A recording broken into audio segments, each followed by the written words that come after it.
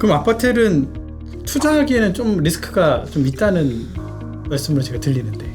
네. 네. 그 이제 아파트를 포함하는 오피스텔 개념으로 말씀을 드리면 퇴직하고 나서 월급이 이제 안 나오니까 금융상품과 부동산 상품을 섞어가지고 월 소득을 만들어야 되는 이런 분들이 이제 많이 그렇죠. 선호하는 상품이거든요. 네. 그래서 실수요자들이 많고 또 이제 임차 수요들이 많은 그런 지역에 있는 오피스텔들은 분명히 자산으로서 의미가 있어요. 그러니까 그런 거에 대한 어떤 그 부정을 하는 거는 이제 옳지는 않고 단기간의 시행사나 아니면 그런 정맥꾼들, 투기꾼들이 모여서 만든 단기 과열 양상의 아파텔, 일부 오피스텔 이런 것들이 좀 문제이지 않냐. 야, 이거 선별하는 것도 굉장히 중요한 것 같아요. 누가 그러셨어요? 저희 채널에 많이 나오시는 또 부동산 전문가께서 광고를 너무 많이 하는 거는 또 잘 주의해서 봐야 된다라는 말씀을 할 것도 있는데 아파텔에 관심은 가지시되 주의해서 선별해서 바라보는 그런 시각을 키우시는 힘도 필요하지 않을까. 그러면 이제 남은 부동산 중에서 우리 관심이 있는 부분들은 아무래도 상업용 부동산일 것 같아요. 아무래도 상업용 부동산은 일반 서민들이 접근하기는 쉽지 않은 부분들이다 보니까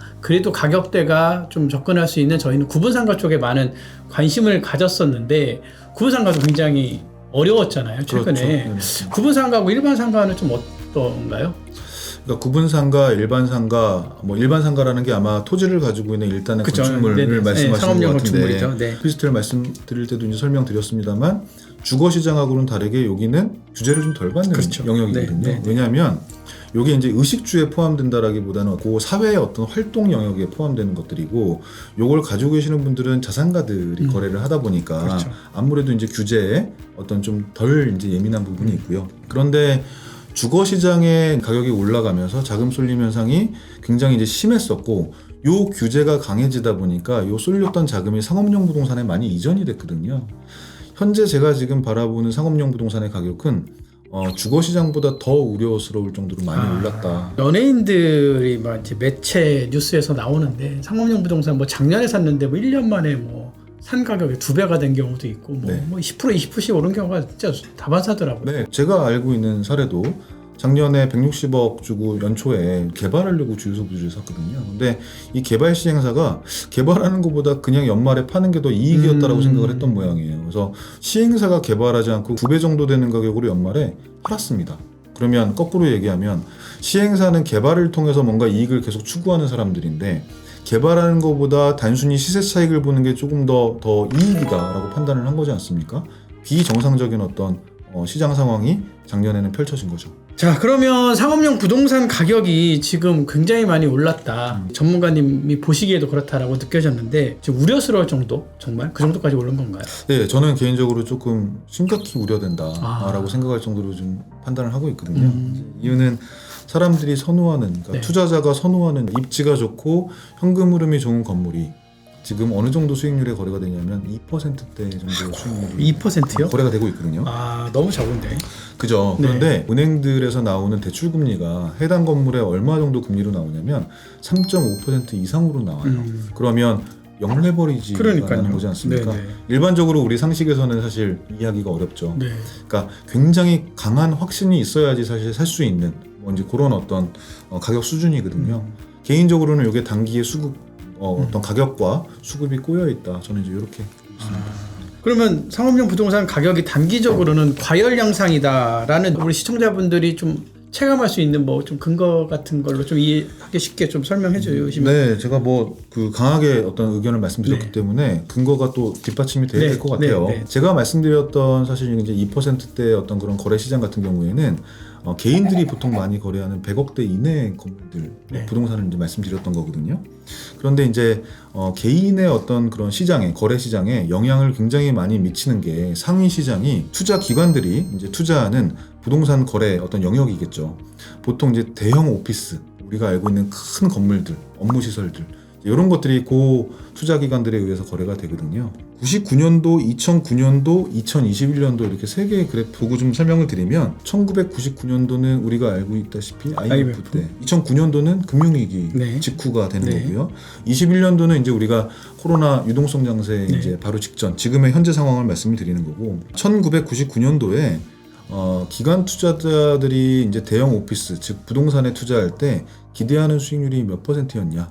라고 한다면 9.9% 정도 수준이었어요. 네, 지금 생각하면 너무 해피하죠. 네. 근데 그때 조달금리의 기준이 되는 CD금리는 6.8%였거든요. 그러면 요 사이에 이제 스프레드 구간이 있잖아요. 네. 요 구간이 한 300bp 정도 되니까 그러네요. 3% 정도 네, 되는 거고요. 그러면 이제 금융위기가 있었던 2009년도는 어땠냐? 요때는 기대하는 수익률이 6.3%였고요. CD금리가 2.96%였으니까 이게 한 330bp 정도 오히려 올랐네요. 조금 올랐죠. 갭은? 네, 그러니까 네. 여건 자체는 조금 더 저렴해야지 기관 투자자들이 샀다. 이제 이렇게 볼 수 있는 거고요. 최근에 21년도 기준 1월달 기준으로 보면 270bp 정도, 약 2.7% 정도 되거든요. 그러면 기관 투자자들은 이 대형 오피스 부동산에 투자하면서 2.7에서 3.3 정도, 지금 제가 말씀드린 그 구간에서 보면 약 3% 정도의 절대 수익을 추구한다. 그런데 개인들은 이런 양상들을 잘 따라갔었어요, 여지까지. 그랬는데 지금 작년에 어떤 상황들을 보면 2%대의 호가에 또 그게 거래가 되는 어떤 양상이 보이고 있고, 최근에 금리가 올라가면서 금리가 3.5% 이상이 이제 나오다 보니까 영레버리지가 있는. 그러니까 일반적으로는 3%의 긍정적인 부의 효과, 플러스 효과가 있어야지 사실 투자가 되는 시장인데 이게 이제 마이너스 금리까지 떨어졌다라는 거죠. 그런데 유동성을 축소하고 금리가 올라가는 현재 어떤 시장 상황에는 역행하는 거거든요. 요거를 자산가들도 사실은 아까 말씀드렸던 대로 허투루 돈을 쓰지는 않으시기 그렇죠. 때문에 네. 요 시장 상황을 이해하시고 조금 문제가 있다라고 판단하신다라고 한다면 호가가 급격하게 떨어지지는 않을 거고, 또 매수 호가 자체도 또 올라가지는 못할 거다라고 보기 때문에 이 갭이 분명히 존재할 거고요. 그렇게 되면 가격 자체가 굉장히 절벽 수준으로 내몰릴 수 있다. 그러면 상업용 부동산 시장에 있는 부동산 가격도 떨어질 거다라는 예측을 하시는 걸로 제가 들리네요. 네, 가격이 어느 정도 떨어지거나 아니면 기대하는 수익률이 더 시장에서 금리가 낮아져야 된다. 이제 이렇게 이제 시장 상황을 예측할 수 있는데, 주거 같은 경우에는 단기에 가격이 떨어질 수도 있고 아니면 좀 몇 년 희석될 수도 있다. 제가 일부에서 그렇게 말씀을 드렸었잖아요. 근데 상업용 부동산은 좀 전 달리 봅니다.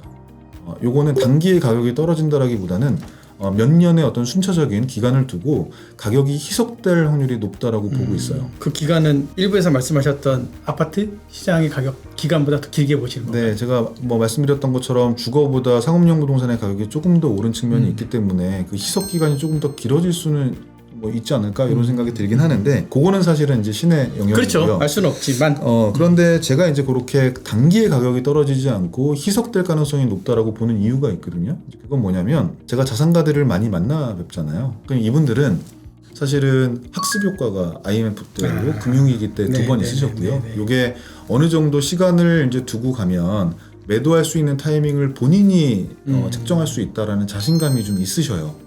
그리고 그 사이에 수많은 손바뀜이 있었는데, 손바뀜이 있을 때마다 무리해서 사시는 분들보다는 좀 여유 있는 상태에서 재정 정책을 가지고 사신 분들이 더 많이 있습니다. 그러니까 여유가 좀 있으신 거고, 예를 좀 말씀드리고 싶은 게 뭐냐면 94년도에 압구정동의 성수대교 무너졌었잖아요. 그 이후부터 압구정 로데오 상권이 확 죽었거든요.